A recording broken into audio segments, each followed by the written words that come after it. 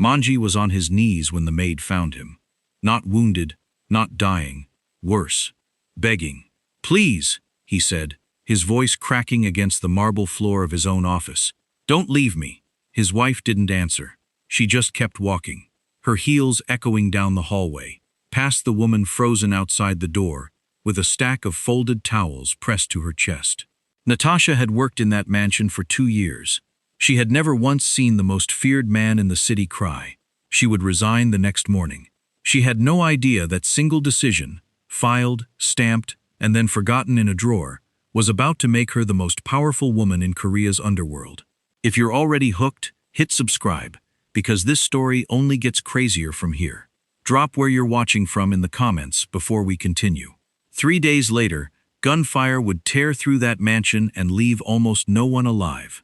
And the woman meant to inherit everything wouldn't even know her name was on the list, until a dying soldier grabbed her by the wrist and screamed the truth in her face. The mansion had a name once. The staff called it the Glass Palace, because on clear mornings the sun hit every window at once and made the whole estate look like it was on fire. Natasha used to love that. Now she couldn't stop replaying the sound of Manji's voice cracking, the way a man who controlled half the city's shipping routes had folded himself onto the floor like a child.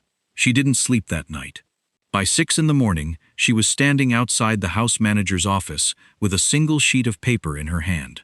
Mr. Bake looked up from his desk, already buried under 3 phones and a stack of legal folders an inch thick. "I need to resign," she said. He barely glanced at her. "Leave it on the desk. Don't you want to know why?" "Natasha, the boss is getting divorced this week. The lawyers are here, the accountants are here. I have 4 board members flying in tomorrow, and a wife who wants half the company before lunch." He rubbed his eyes. "Whatever this is, I believe you. Just leave it." She set the paper down. He didn't even look at it again. He stacked it under the divorce paperwork, told himself he'd process it properly once the chaos died down, and then forgot. Completely. The kind of small human mistake that never matters, until it does. Natasha walked out of that mansion at 7 in the morning believing she was closing a door forever. She had no idea she was opening one. If you're enjoying this so far, hit subscribe now, because what happens in 3 days is going to make you question everything you just watched. That same morning, a man named Do-yoon arrived at the estate gates in a plain black car, alone, carrying nothing but a single duffel bag and a folder of commendations from a unit that officially didn't exist. Former Special Forces. 6 years of service that the government would deny under oath. He'd passed every background check the organization could throw at him, twice, and his final interview for head of security was scheduled for the next morning. Until then, they gave him a room in the staff quarters. He didn't know the maid who passed him in the hallway that afternoon, the one carrying an empty box for her things. He didn't know her name yet. He definitely didn't know that in 72 hours, he'd be the only reason she survived the night. Natasha didn't leave the city. She told herself she would. Eventually, once she found a new job and a new life, far away from the Glass Palace and everything it represented. But she needed money to move, and moving takes time, and time is the one thing this story was never going to give her. 3 days after her resignation, she sat in a small office downtown, interviewing for a position at a textile company that paid half of what she used to make. The interviewer asked her why she left her last job. "Personal reasons," she said. "Because how do you explain to a stranger that you quit because you watched a mafia boss cry on his own floor?" She was halfway through the interview when she remembered her mother's necklace.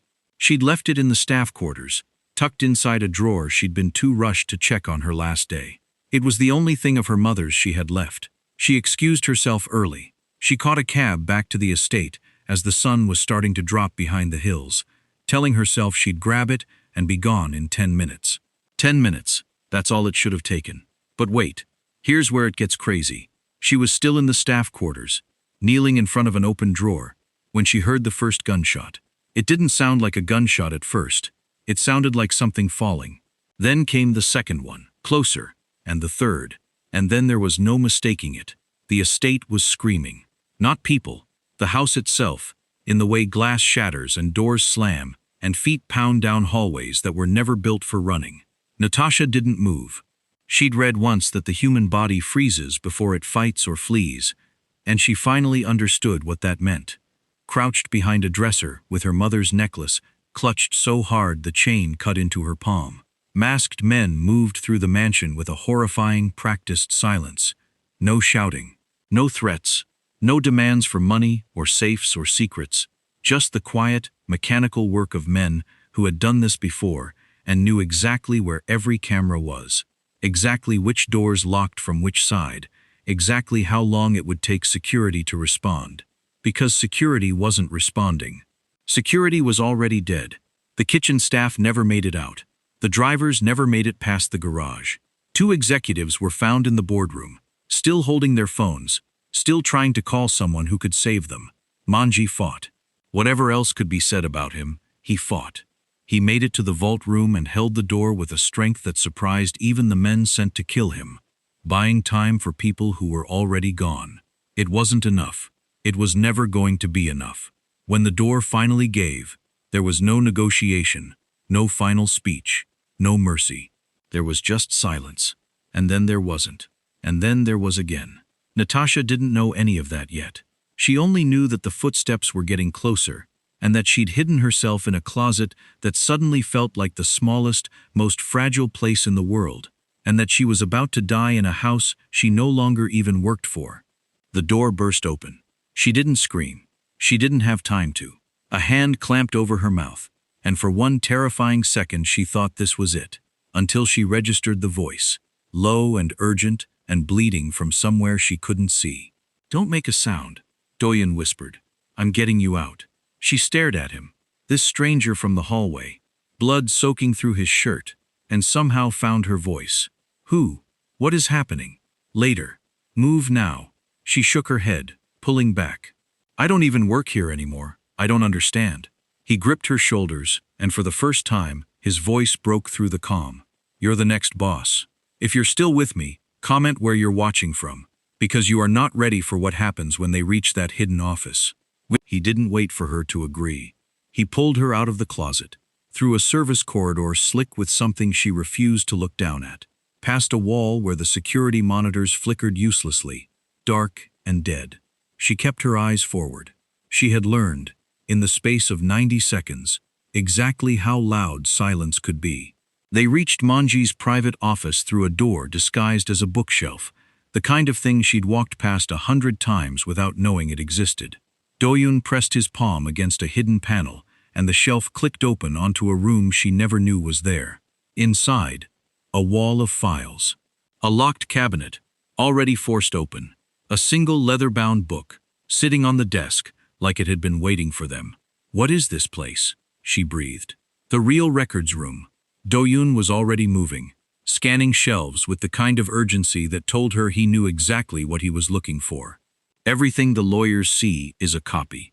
This is the original." He pulled a folder free, flipped it open on the desk, and turned it toward her. "Every member of this organization has a succession number," he said, "written the day they're formally recognized. Your resignation, it was never processed. Bake never filed it. As far as this book is concerned, you never left." Natasha stared at the page, at names she half recognized, at numbers that meant nothing to her yet. "So what?" "So the wife," Doyun said, "was removed from the line of succession the moment the divorce filing was accepted this week. That leaves the number directly beneath the boss's own name." He tapped the page. Her fingers had been printed there, along with a date, months earlier. Back when she'd signed onboarding paperwork she never bothered to read closely. "You." The room tilted. "That's insane. I fold towels. I clean bathrooms. I am not. I can't be." "You already are," he said. "The book doesn't care what you believe." He crossed to the desk, pulled open the bottom drawer, and lifted out a heavy gold ring, the one she'd seen on Manji's hand 100 times, without ever really looking at it. Up close it was heavier than it looked, engraved with something she couldn't read. "This confirms it," Doyun said. "Whoever wears this, and whoever's name sits at the top of that book, is recognized. No vote required. No board approval. That's the entire point of a succession law. It exists, so no one can argue about it in a crisis." "There's a crisis happening right now," she said, her voice cracking. I know. Footsteps. Not one set. Several, moving with the same practiced quiet that had swallowed the rest of the house, and getting closer with every second. Do-yoon spent explaining a legal system to a woman who was still shaking. He shoved the ring and the folder into her hands. Put it on. Now. But wait. Here's where the story flips again. She slid the ring onto her finger with numb hands as Do-yoon killed the desk lamp, plunging the hidden office into near darkness. The footsteps stopped just outside the bookshelf door. She held her breath so hard her lungs burned. A voice on the other side murmured something into a radio. A status check. Calm. Almost bored. The voice of a man checking a box on a list. Then the footsteps moved on. Do-yoon exhaled. Tunnel. Now. Before they circle back. He pressed another hidden switch behind the desk, and the floor beneath the bookshelf split open onto a narrow staircase, descending into total darkness. Natasha hesitated for exactly 1 second. One look back at the office, at the life she thought she'd already left behind 3 days ago, and then followed him down. If you're enjoying the story, hit that subscribe button, because the next twist is the one that's going to break the internet. The tunnel ran beneath the estate for what felt like a mile, cold and narrow, lit only by the small flashlight clipped to Do-yoon's jacket. He moved fast, despite the blood still soaking through his shirt. And when she finally asked if he was okay, he only said, "Ask me when we're out." They surfaced through a maintenance hatch nearly a kilometer from the main gate, in a stretch of forest that backed onto a service road. Do-yoon's car, the same plain black sedan he'd arrived in that morning, was parked exactly where he'd left it, as though some part of him had planned for this before he even knew what he was planning for. They didn't speak again until they were 20 minutes down the highway, city lights bleeding past the windows. "I need answers," Natasha finally said. "Real ones. Not riddles about rings and books." Do-yoon kept his eyes on the road, his knuckles pale on the wheel. The organization has one rule that supersedes everything else: money, marriage, blood. Succession isn't decided by love or loyalty. It's decided by law, written the same day the organization itself was founded, specifically so no one could ever seize power through violence and call it legitimate. "Then why," she said, her voice barely holding, "did violence just happen anyway?" He didn't answer right away. When he finally did, his voice was quieter than she'd heard it yet. "Because somebody already knew the rule and used it." Comment part 2 below, if you already need to know who. They drove until the tunnel entrance to their old life was nothing but a memory, until the ring on her finger stopped feeling like a fever dream and started feeling like a weight she couldn't take off even if she wanted to.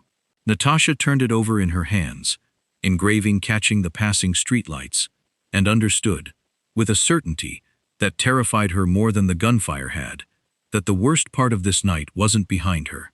It was just getting started. They didn't go to a hospital.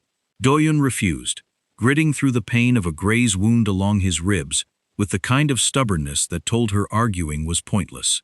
Instead, he drove them to a narrow apartment above a shuttered dry cleaners on the edge of the city, a place he said belonged to no one on paper, which was exactly the point. Natasha sat on the edge of a stiff couch while he stitched his own side with hands that barely shook, and she realized, watching him, that this wasn't the first time he'd had to disappear from a war zone and patch himself back together in silence. "Who are you?" she asked quietly. "Really?" "Someone who was supposed to start a job tomorrow morning," he said, tying off the last stitch, "protecting a man who's already dead." She flinched at that. He noticed, and for the first time, something in his expression softened. "I'm sorry," he said. "That was... No, say it plainly. I need plain right now." She pulled her knees up to her chest. "He's dead." "Say it again so it's real." "He's dead," Do-yoon said, gently this time. "And so is almost everyone else in that house. You and I are the only ones who walked out." The silence that followed was the kind that has weight, that presses down on a room until someone finally breaks it. "Then explain the rest," she said. "All of it, slowly." So he did.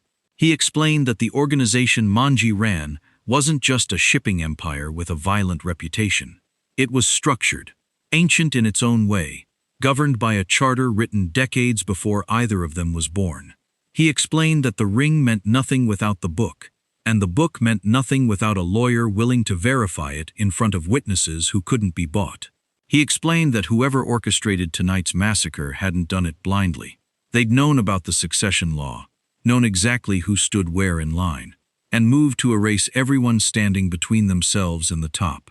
Except they missed one name, Doyun said, because they didn't know your resignation was never filed.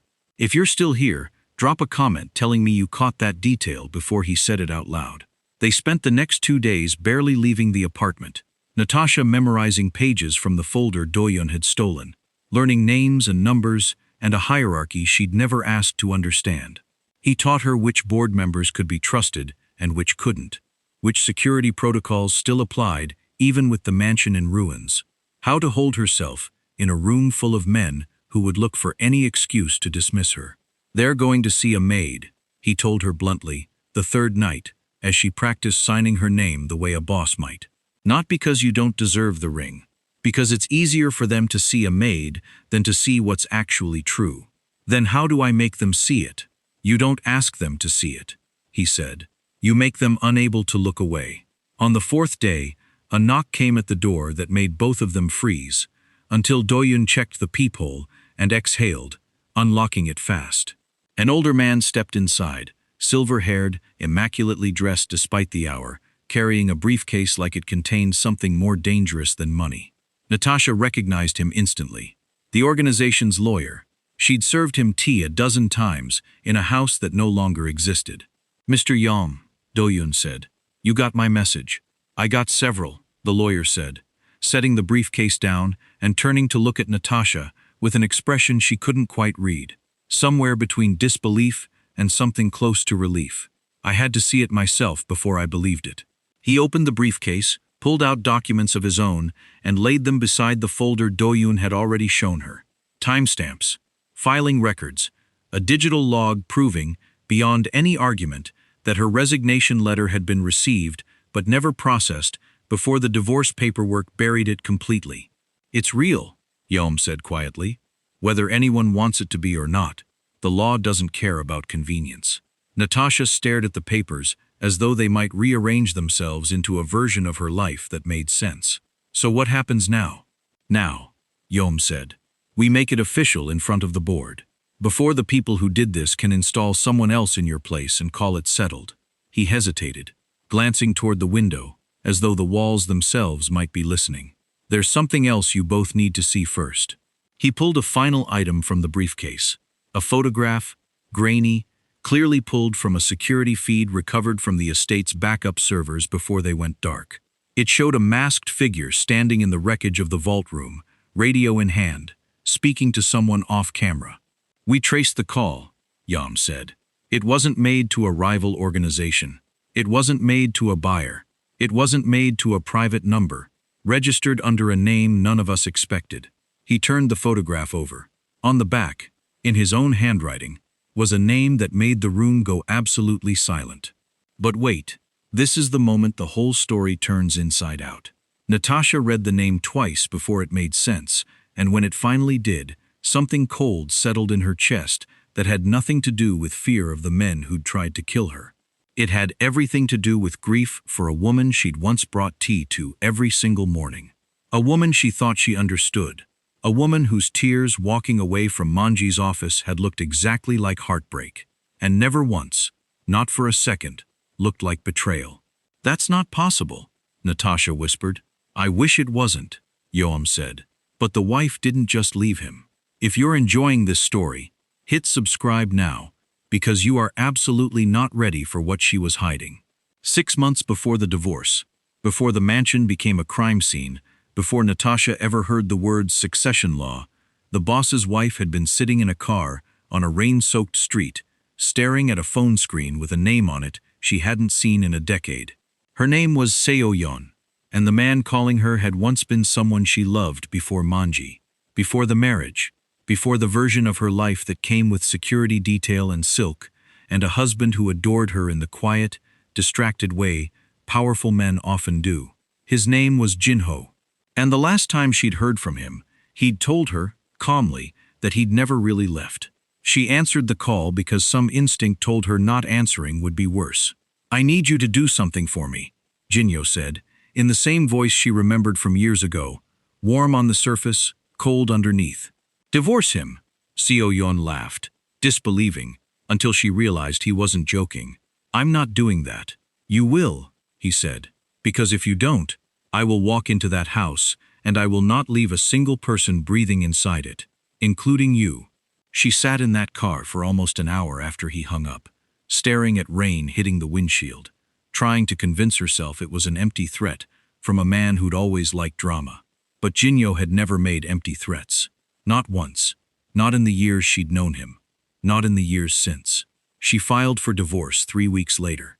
She told everyone, her husband, the staff, the lawyers, that the marriage had simply broken, that she'd fallen out of love. She let Manji believe it, watched him break in front of her in his own office, and said nothing, because the alternative was watching him die in front of her instead.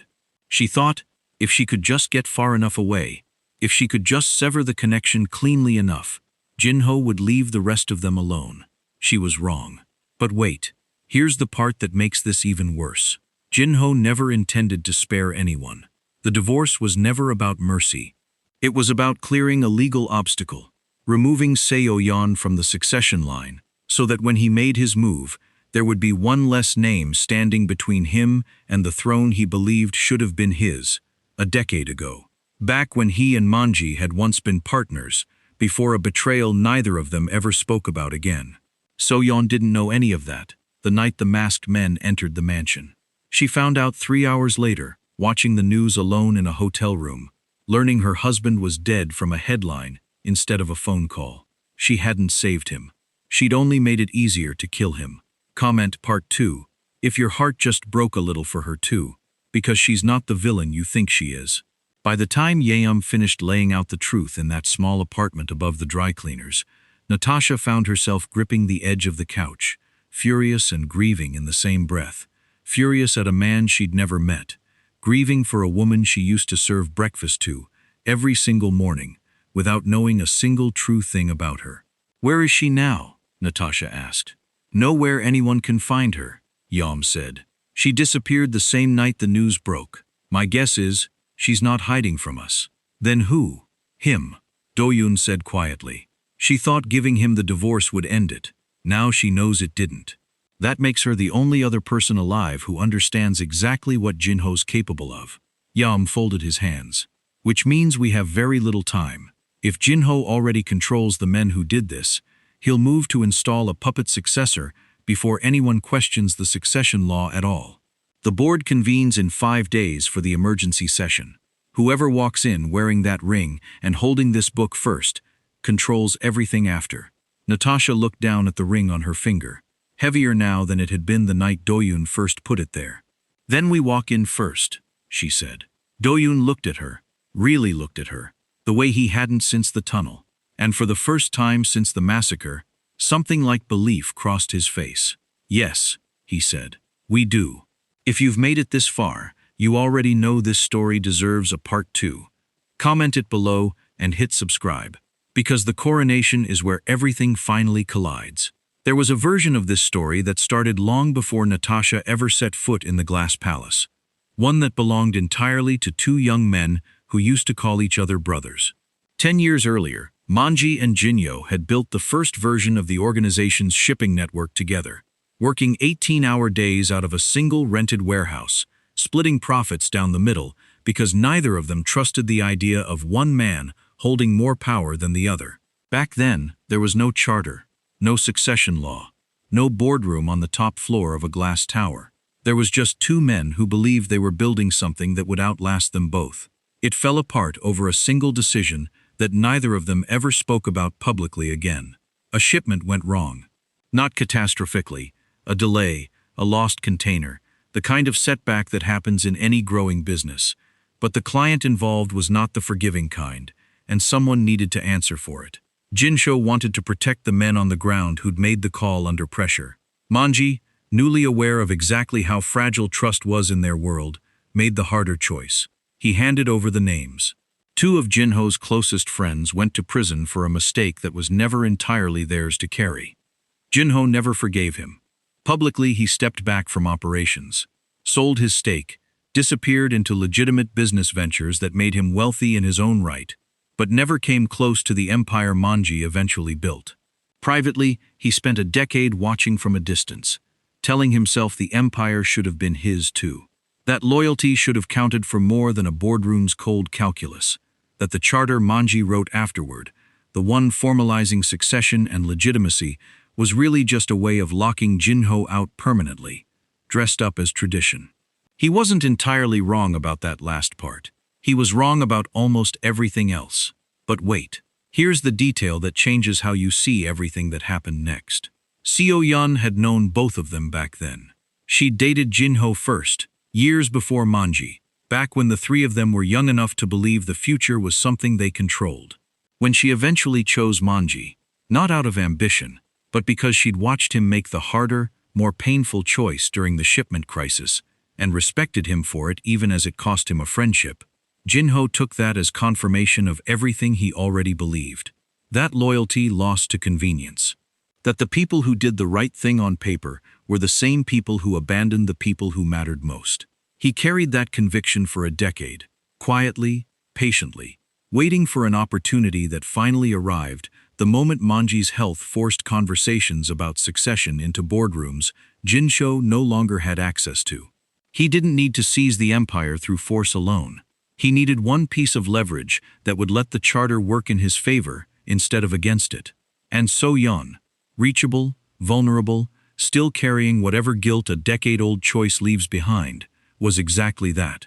Comment Part 2 if you didn't expect this backstory to make Jinho almost sympathetic, because it's about to make things so much worse. None of this justified what came next. Jinho told himself it did, the way people always tell themselves violence is justice when enough time and resentment has passed. But justification and truth rarely occupy the same room. Whatever grievance he'd nursed for 10 years, whatever he believed he was owed, none of it required masked men moving room to room through a mansion full of people who had never wronged him at all. Yeom knew fragments of this history, enough to piece together motive, not enough to have predicted the scale of what Jinho was willing to do to reclaim it. When he finally laid it out for Natasha and Do-yoon in full, sitting in the safe house with dawn breaking outside the windows, Natasha found herself gripping the edge of her chair, trying to hold two contradictory truths in her hands at once. That Jinho had been wronged, in his own way, a decade ago, and that nothing about that wrong made him anything other than a man who'd just tried to have her killed. People like him don't see themselves as villains, Yeom said quietly, closing the file. They see themselves as the only ones brave enough to correct an old mistake. That's what makes them so dangerous. They've had 10 years to convince themselves they're owed this. And Seo Yun? Natasha asked. She's been carrying his guilt and hers this whole time. None of this might have happened at all. Fear made her choose silence. Silence made her a tool instead of a warning. Do-yoon, quiet until then, finally spoke. None of that makes what's about to happen her fault. No, Yeom agreed. But it might be the reason she finally chooses differently when it matters most. Natasha thought about that conversation for a long time afterward, through the rest of the planning, through every hour spent memorizing the charter, through every moment she caught herself doubting whether she deserved the ring at all. She thought about how easily a decade of resentment could curdle into justification for murder, and how easily fear could curdle into silence that looked, from the outside, indistinguishable from betrayal. She promised herself, whatever happened in that boardroom, she would not let either version of that story become hers. If you're still with me, hit subscribe now, because everything you just learned about Jinho and Seo Yun is about to collide head-on with the coronation. And neither of them is walking into that boardroom the way you expect.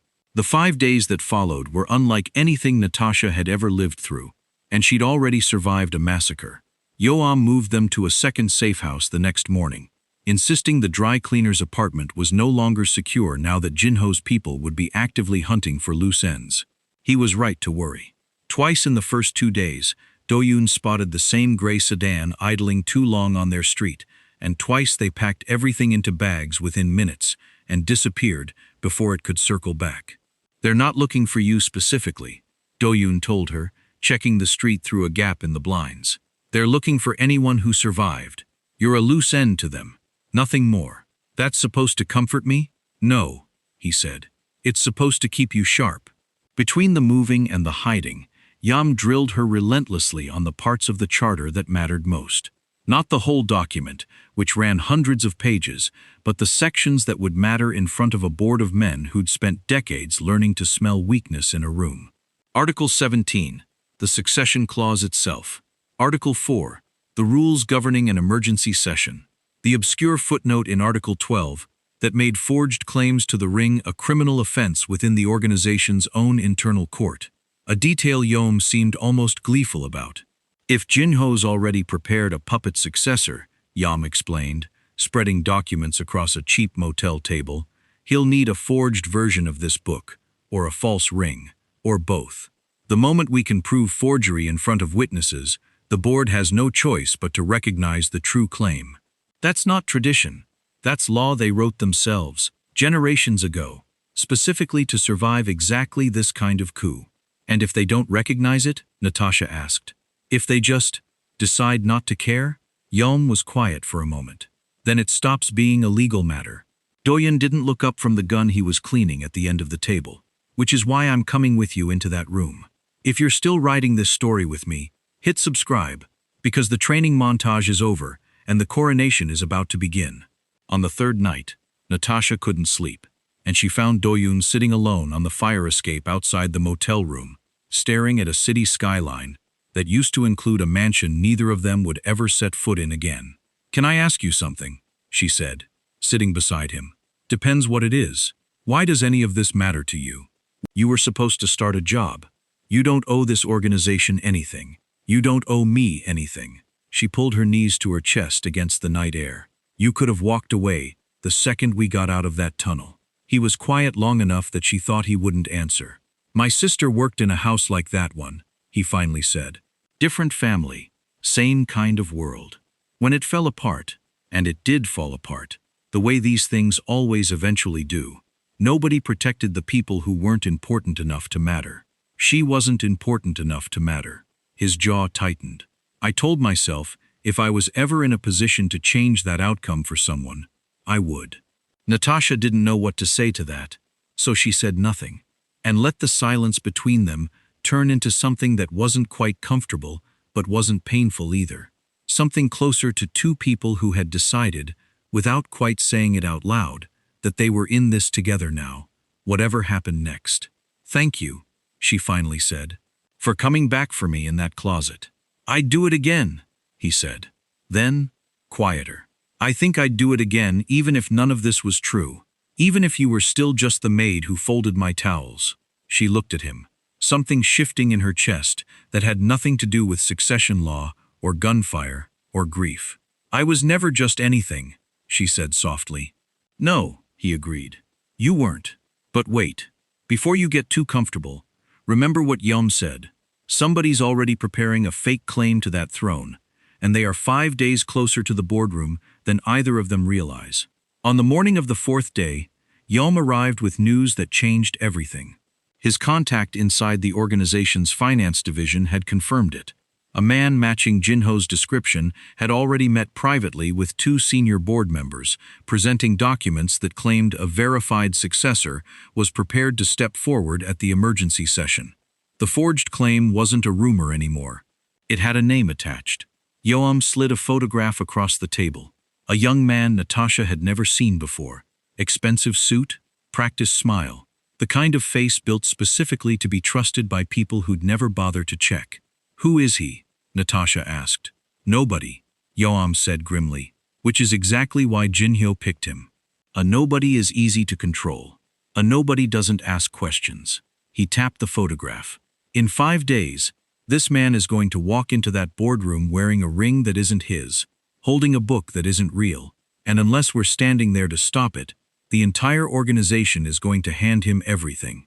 Natasha stood, walked to the window, and stared out at a city that had no idea what was about to happen inside one of its highest towers. Then we'll be standing there, she said. Comment where you're watching from one more time, because the next scene is the one you've been waiting for. The morning of the emergency board session arrived gray and quiet. the kind of ordinary weather that felt almost insulting given what was about to happen inside the glass tower at the center of the financial district. Natasha stood in front of a mirror in a suit Yeom had procured overnight. Tailored, dark, nothing like the uniform she used to wear, and barely recognized the woman staring back at her.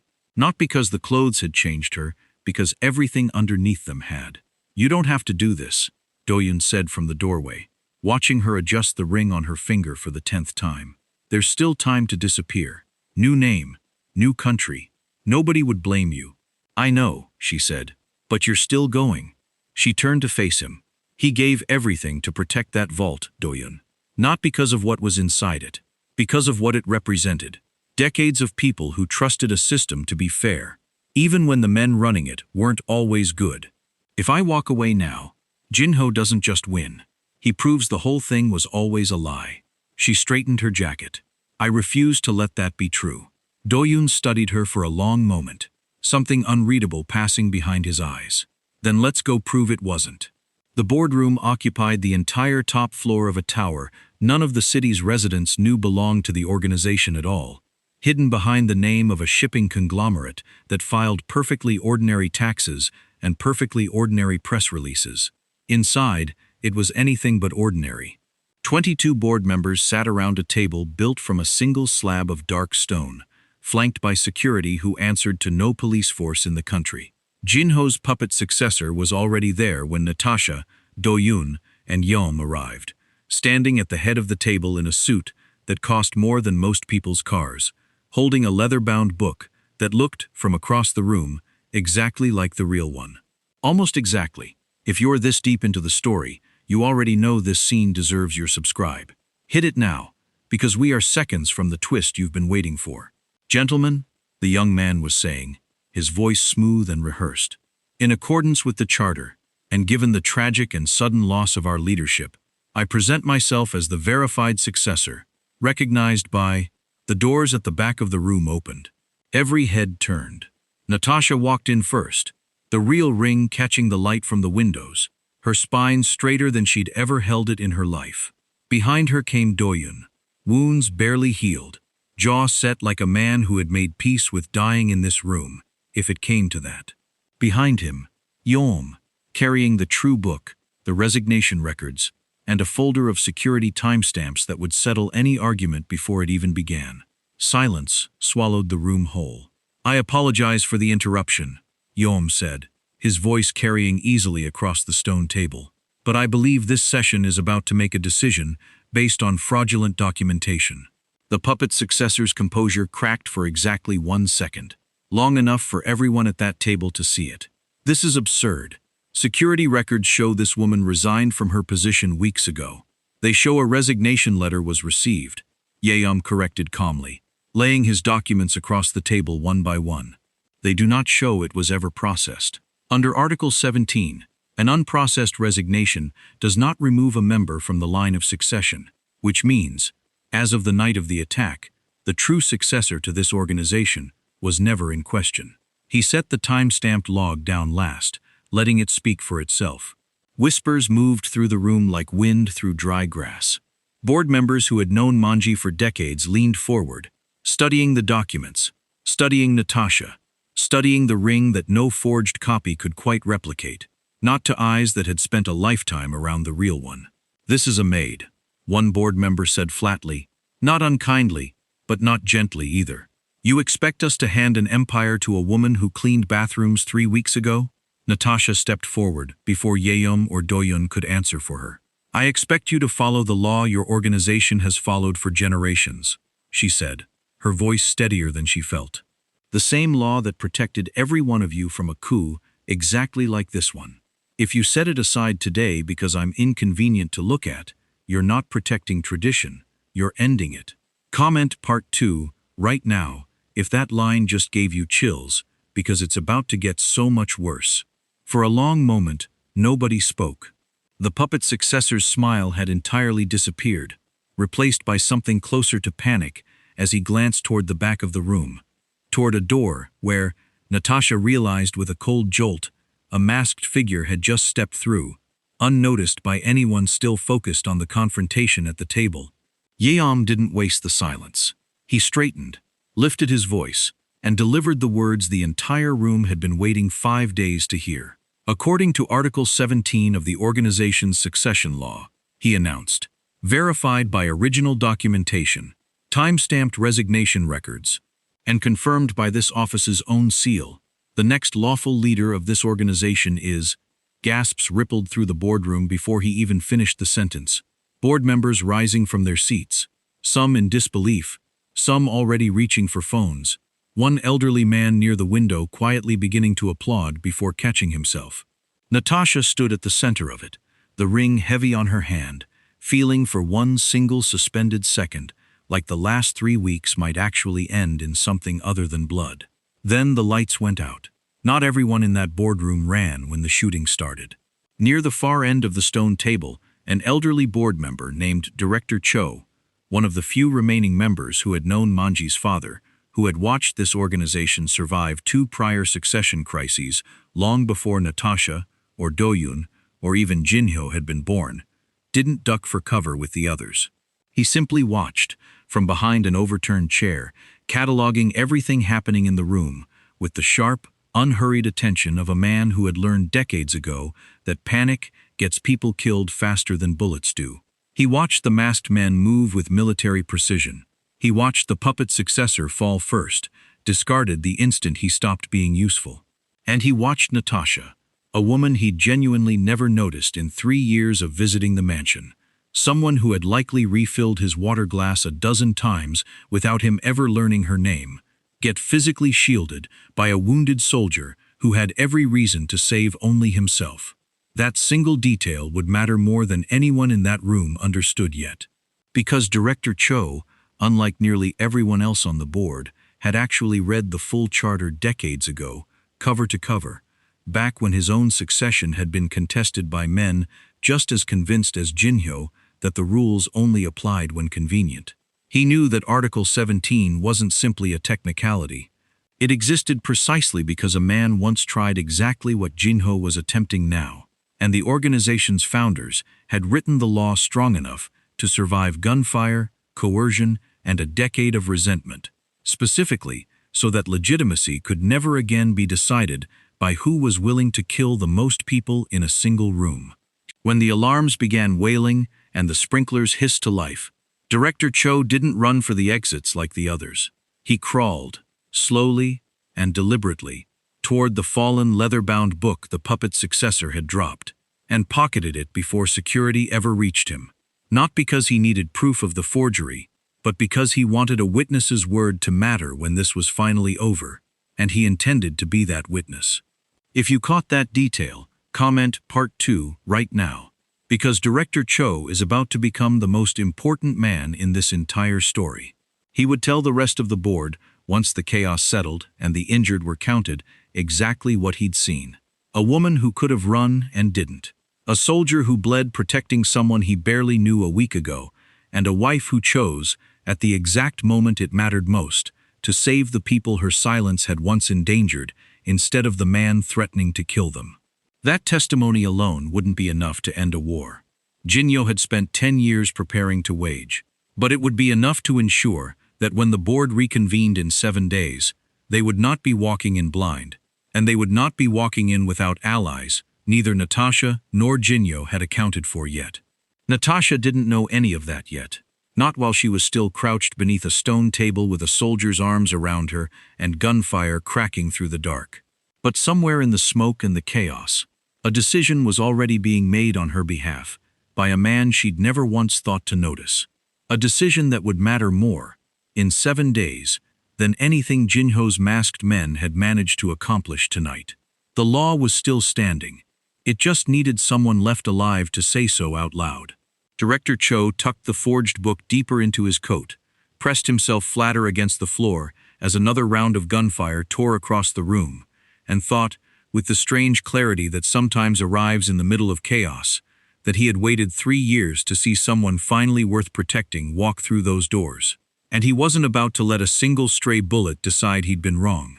Whatever came next, in 7 days or 7 years, he intended to still be standing when the truth was finally allowed to matter. If you're enjoying this story, hit subscribe, and drop a comment now, because the next scene is the one you've been building toward this entire time. Screams tore through the darkness before Natasha even understood what was happening. Somewhere behind her, glass shattered, a window giving way, not from wind, but from something forced through it, and a red laser sight sliced across the black air, hunting for a target. Down! Doyun's voice cut through the chaos, and then his arms were around her, dragging her below the edge of the stone table as the first shot cracked through the room. Board members scattered, chairs overturning, someone screaming for security that wasn't answering fast enough. Another shot, then another. Muzzle flashes lit the darkness in brief, violent strobes, illuminating masked figures moving along the room's perimeter with the same horrifying precision Natasha remembered from the mansion. Because it was the same precision, the same hands, the same silence, dressed up in gunfire instead of it. They followed us, Natasha gasped, pressed flat against the floor beneath Doyun's body, his weight over hers deliberate, protective, absorbing whatever came next so she wouldn't have to. They didn't follow us, Doyun said, scanning the room over the edge of the table, his voice tight with pain and fury in equal measure. They were already inside, waiting. Near the head of the table, the puppet's successor was screaming something at the masked men, some desperate attempt at command, at ownership of a plan that had clearly stopped answering to him the moment the first shot was fired. One of the masked figures turned toward him without hesitation and put him down where he stood. Natasha flinched hard enough that Doyun's arm tightened around her. He was never in charge, Doyun murmured. He was always going to be the first thing they erased. But wait, here's the part of this story that's about to break your heart and your brain at the same time. Across the smoke-filled room, near a service door most of the board members didn't even know existed, a figure stood motionless in the chaos. Not fleeing, not firing, just watching, half lit by the strobing gunfire.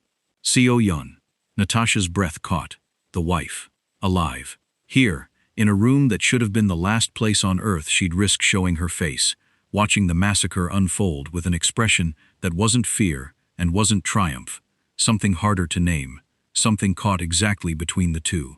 Jinho stepped up beside her, unmasked now, calm in a way that made Natasha's skin crawl. Close enough to Seo-yeon that his mouth nearly brushed her ear as he spoke. You could still walk away from this, he told her. Just like before. All you have to do is nothing. Seo-yeon didn't look at him.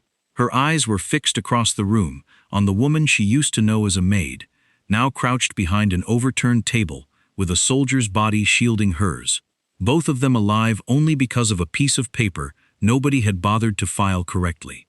That's the thing, Seo-yeon said quietly. So quietly Natasha almost didn't catch it over the gunfire. Last time, I thought doing nothing would save someone. It didn't. It just made me a coward who still lost everything. Comment part 2 right now, because what she does next is going to leave this entire comment section in shambles. Jinho's expression shifted, sensing something wrong a half-second too late. Seo-yeon moved before he could react. Not toward him, not away, but toward the emergency panel bolted beside the service door, slamming her palm against it with a force that betrayed exactly how long she'd been waiting for a moment like this one. Alarms tore through the boardroom on top of the gunfire, sprinklers hissing to life overhead, and somewhere below them, security teams who'd been locked out of the top floor by Jinho's people suddenly found every door in the building unlocking at once. It wasn't victory, not yet, but it was chaos on their side, for the first time since the lights went out. And chaos, Natasha was learning, was sometimes the only weapon a person without a gun actually had. Move! Doyun hauled her upright, using the confusion and the sudden flood of security pouring through every entrance to pull her toward the same service door Seo-yeon had just abandoned. Yeom stumbling ahead of them, with the true book clutched against his chest like it was the only thing in the room that still mattered. Natasha risked one last look back before the door swallowed them. Jinho was still standing where Seo-yeon had left him, and for the briefest instant, their eyes met across the smoke and the strobing chaos. Natasha and the man who'd orchestrated every single terrible thing that had happened to her in the last 5 days.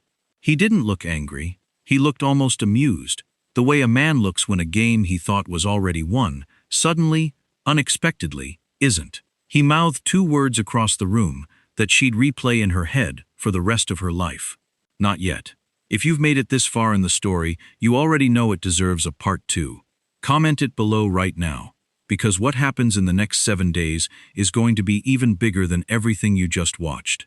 They didn't stop running until they were 3 blocks away, soaked from the sprinklers, sirens closing in from every direction, security forces from a dozen different factions within the organization suddenly scrambling to figure out who exactly they were supposed to be protecting. Do-yoon pulled them into a narrow alley to catch his breath. One hand pressed hard against a fresh wound at his shoulder that Natasha hadn't even noticed him take. "You're bleeding," she said, panic rising in her voice. "I'm alive," he said, which wasn't the same thing, and they both knew it. Yom leaned against the brick wall, still clutching the book, his composure finally cracking now that they were somewhere close to safe. The board saw everything. The documents, the timestamps, Yom's announcement, interrupted or not, it's on record now. Whatever happens next, they cannot claim they didn't hear it. "That doesn't mean they'll honor it," Do-yoon said grimly. "No," Yom agreed. "It means we have exactly 7 days before the board reconvenes to finish what tonight started. 7 days for Jinyo to try again. 7 days for us to make sure he can't." Natasha looked down at the ring still on her finger, somehow untouched through all of it, gleaming even soaked in sprinkler water and city rain. 3 weeks ago she'd been folding towels in a house she thought she understood, working for a family she thought she knew, living a life she thought was simply, quietly hers. Now she was standing in an alley with a wounded soldier who'd die for her without hesitation, a lawyer risking everything to keep a decades-old law alive, and a wife who'd finally chosen loyalty over fear at exactly the moment it might cost her everything. All of them bound together by a piece of paper nobody had bothered to file correctly, and a ring that refused to let her disappear back into a life that no longer existed. 7 days, she repeated quietly. Do-yoon looked at her, blood-soaked and exhausted and somehow still standing, still steady, still watching her, the way he had since the moment he pulled her out of that closet. 7 days, he agreed. "And then we finish the coronation Jinho tried to stop tonight." Yeom pulled a burner phone from his jacket, hands still trembling slightly from the adrenaline, and began dialing a number he clearly had memorized for exactly this kind of emergency. "I have people who can get us somewhere secure within the hour. Real security this time, not an apartment above a dry cleaner's." "And So-yeon?" Natasha asked. "We can't just leave her out there." "We're not leaving her," Do-yoon said. "She just saved our lives back there. That buys her a seat at whatever table we build next, whether Jinho likes it or not."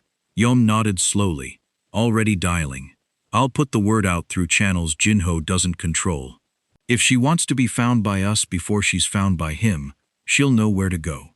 They moved through the back streets in silence after that, Do-yoon favoring his injured shoulder, but refusing every offer to slow down. Natasha matching his pace, step for step, despite legs that felt like they belonged to someone else. It was strange, she thought, how quickly the body adjusted to danger, when it had no other choice, how 3 weeks ago the sound of a car backfiring would have made her jump, and tonight she'd barely flinched at gunfire close enough to feel in her chest. They reached the safe house Yom's contact had arranged just as the sky began to lighten. A nondescript building on the industrial edge of the city, with security systems Natasha suspected cost more than the mansion's entire staff payroll. Inside, a doctor was already waiting, and while she worked on Do-yoon's shoulder without a single question about how he'd gotten the wound, Natasha finally allowed herself to sit down and shake. Yom sat across from her, the true book resting on the table between them like an anchor. "You did well tonight," he said quietly. "Better than I expected, if I'm honest. I didn't do anything. I stood there while everyone else fought. You stood there and refused to disappear." Yom said, "In this world, that's not nothing. That's the entire battle. Most days." He tapped the cover of the book. "Manji built something that outlasted violence, because it was written to. Tonight proved that. Even under gunfire, the law held. That matters more than you understand right now." Natasha looked toward the small window, city lights giving way slowly to dawn. "Will it hold in 7 days?" Yeom didn't answer immediately, and his silence told her more than any reassurance could have. "I don't know," he finally admitted. "But I know we're not walking into that boardroom alone next time. Not after tonight."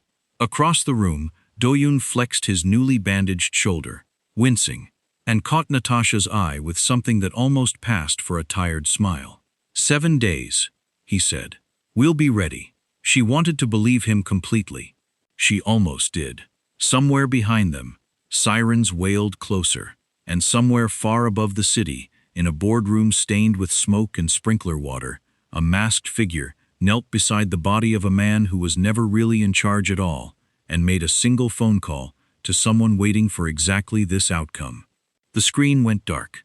The coronation is in 7 days. 7 days for a soldier to heal, for a lawyer to rally the witnesses who mattered, for a wife to decide once and for all which side of this war she truly belonged to, and for a former maid to find out whether the ring on her finger was a gift or a death sentence. If this story had you glued to the screen, you already know what to do. Hit subscribe, drop a comment telling me where you're watching from, and type Part 2 below if you need to know whether Natasha survives the next 7 days to finally claim what's hers. See you in the next one.